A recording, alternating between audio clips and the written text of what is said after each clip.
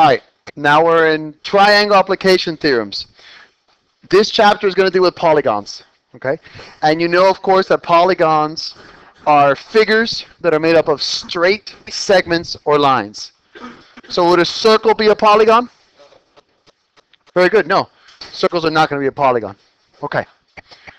So we're going to start right out with a theorem. Theorem 50 says that the interior angle sum of a triangle is 180 degrees. We've already talked about this. We know this. Okay? So when you add all of the angles together inside of a triangle, you're going to get 180 degrees. Very simple, straightforward, to the point. Does that make sense? Okay, you have a triangle, you add up all the angles, and they will always have a sum of 180 degrees, no matter what. Now, we know that a triangle has 180 degrees. We know that every quadrilateral has 360 degrees. But what about if we wanted to figure out the angle sum of a pentagon or an octagon or a nonagon or a dodecagon? How would we do that? Does anyone know? Okay, I was told that you add 180. No. You're thinking, and I'm proud of you, but there's a formula. To find the interior angle sum formula for any polygon, you got to follow n minus 2 times 180, where n is the number of sides in the polygon. So let's test it out. For a triangle, okay, we've got 3 sides.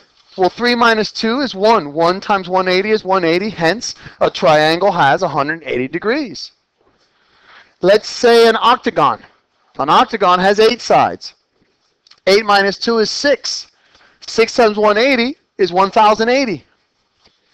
So, an octagon has a total angle sum, interior angle sum, of 1080. A square. Square has 4 sides. 4 minus 2 is 2. 2 times 180 is 360 degrees. So no matter the size of the polygon, you can figure out the total interior angle degree sum by this formula right here. Yes, sir. Why would you subtract 2 from this formula is the question. When they formulated this formula, when they came up with it, that's what works every single time. Yes, sir. Why can't you use this for a circle is the question. Circles are not polygons. They don't have sides. The total number of degrees in a circle, though, is 360, just so you know. But we're going to have a whole chapter on circles, okay? May I continue, gentlemen? Yes. Okay. Let's continue. Now, we've talked about exterior angles before.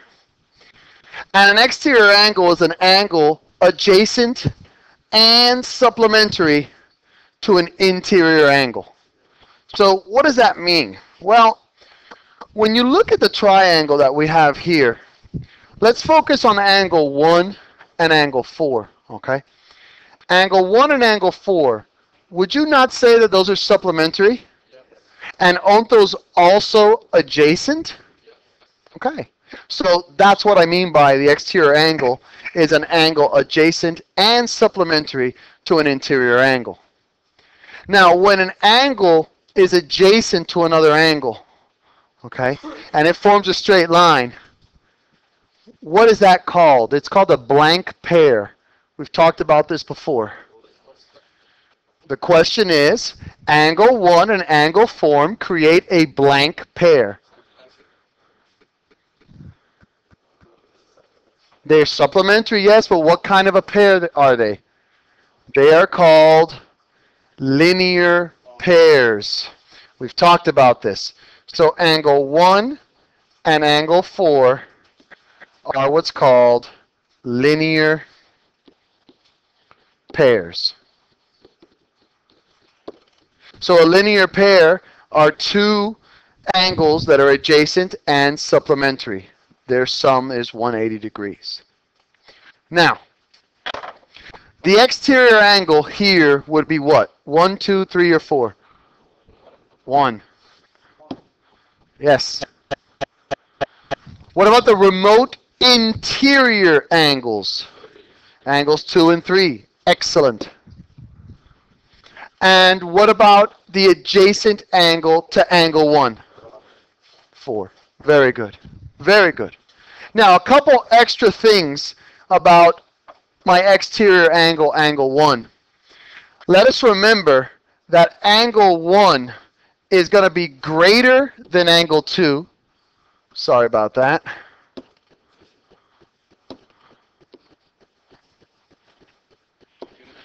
Angle 1 is going to be greater than angle 3.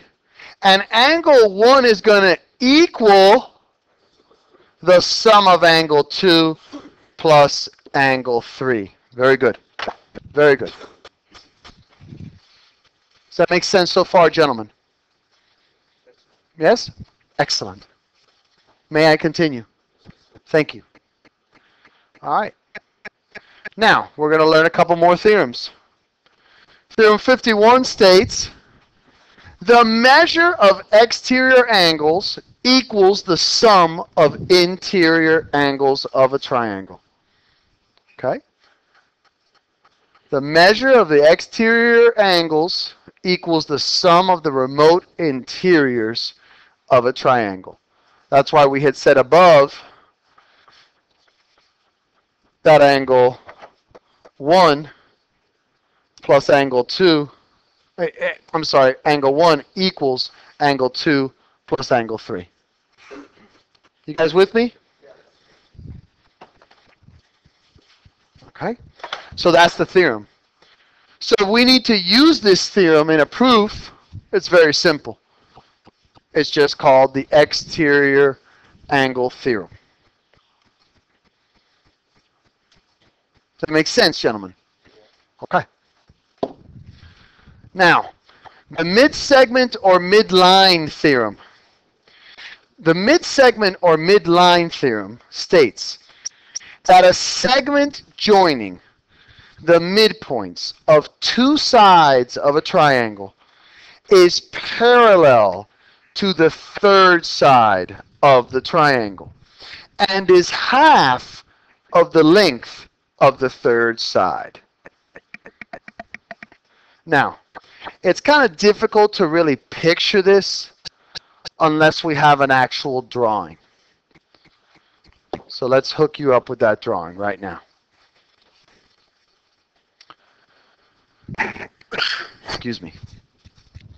In this drawing here, triangle ABC, let's investigate it. Isn't E, right here, E, the midpoint of AC? Yes. Yeah. Isn't D the midpoint of AB? Yes. So when you have a line, or in other words, a segment, it could be a line or a segment, but when you have a line or a segment that connects the midpoints of two sides of a triangle, that is called your mid-segment or your midline. When you connect the midpoints of two sides, two things are going to happen, gentlemen. DE is going to be parallel to BC.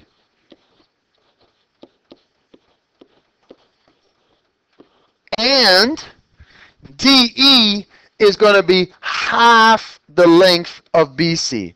So DE will equal, sorry about that, DE will equal half the length of BC. Question, sir?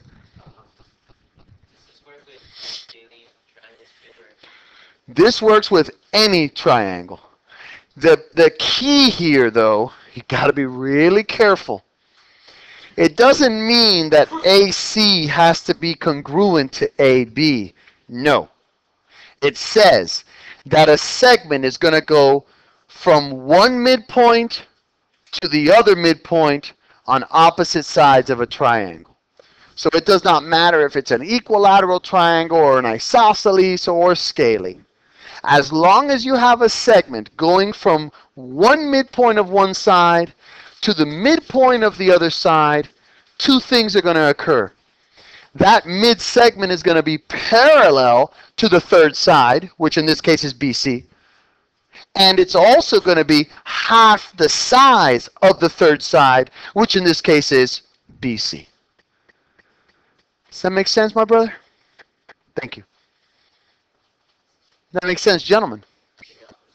Yes? Awesome. Okay. You ready to do some examples? Yes? Let's do it. Okay. Let me actually go ahead and erase all of this. Oh, actually, you know what? I shouldn't have done that. I just want to erase this. My bad. Sorry. All right. We have this figure here. We got two triangles overlaying each other. And they want to find the value of x, the value of y, and the value of z.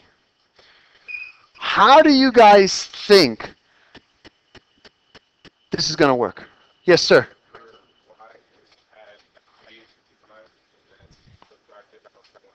Thank you so much, son. Let's first talk about angle y. Angle y belongs to this triangle right here. Does that make sense, boys? So in this triangle, don't I have y is going to equal 180 minus 135 degrees. Where did I get the 135 from? Well, from 80 plus 55. Okay? Okay. So I have 180 minus 35 is going to equal y. So y is going to equal 45 degrees. Does that make sense, guys? Because you had this angle, and now you have y, which is 45. Now, let's solve for x. Okay.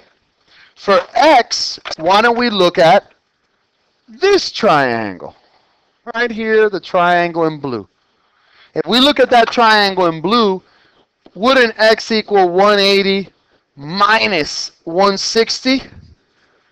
So x would equal 20 degrees. Does that make sense?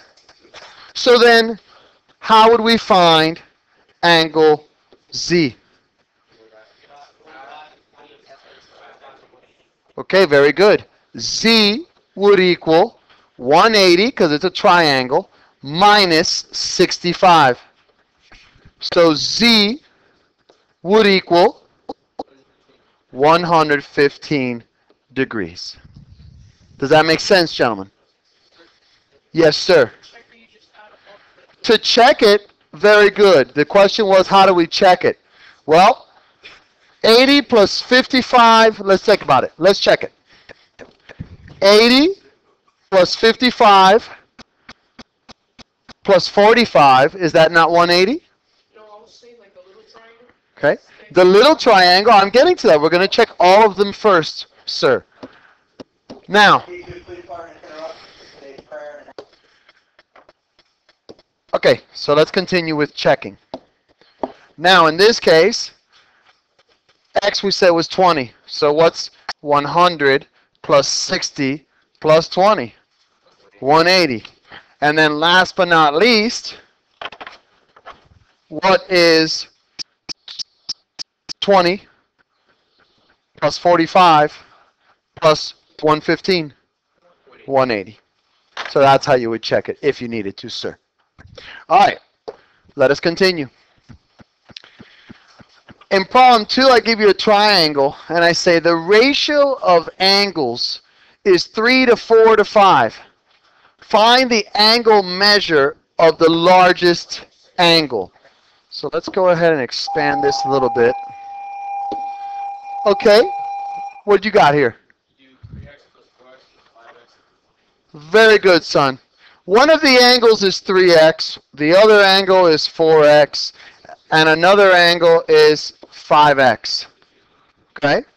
So I have 3x plus 4x plus 5x equals 180 because of the triangle angle sum theorem. All the angles have to equal 180. So I have 12x equals 180. So x equals 15 degrees. But they asked for the largest angle. So 5 times 15 would equal 75 degrees. Does that make sense? Okay. Awesome. Make sure you get this down, please. All right. Let's continue. Let us continue then. You got it? Okay.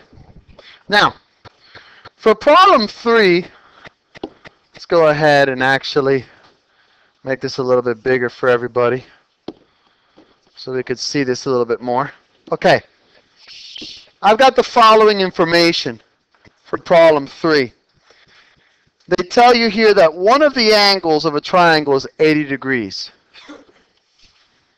They want you to find the measure of the angle formed by the bisectors of the other two angles. They call this guy here x, and this is x. So this angle was bisected by this segment here, which they call E. And this is y, and this is y. And that angle was bisected by EC. So angle B is bisected by EB, and angle C is bisected by EC. And no, they never told you that angle B is congruent to angle C. We are looking for, though, the angle formed by the bisectors. So who are we really looking for? Angle E, this guy right here. Okay? That's who we're looking for. So, what do you think the procedure would be here? What do we know about the total sum of any triangle? Okay, so would it be so far-fetched to say 2x plus 2y plus 80 equals 100? Okay. 180, I apologize, and thank you so very much. I am wrong. It's 2x plus 2y plus 80 equals 180.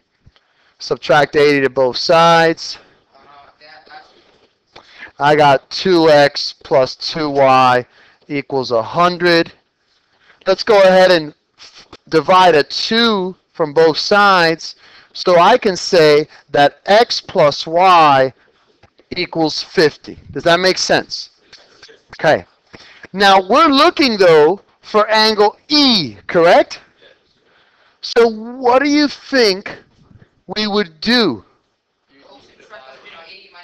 Very well done. Exactly. Angle E is going to be solved by the following formula. Doesn't x plus y plus angle E have to equal 180 degrees? What does x plus y already equal? So 50 plus angle E equals 180. So therefore, angle E equals 130 degrees. A lot of times in these particular questions, people get jammed up because they're trying to solve for the individual x. But if you listen to the question, it said, find the measure of the angle formed by the bisectors of the other two angles. So again, the angle formed was this guy right here, E. Does that make sense, gentlemen? Okay. Thank you very much. Have a great day, and God bless.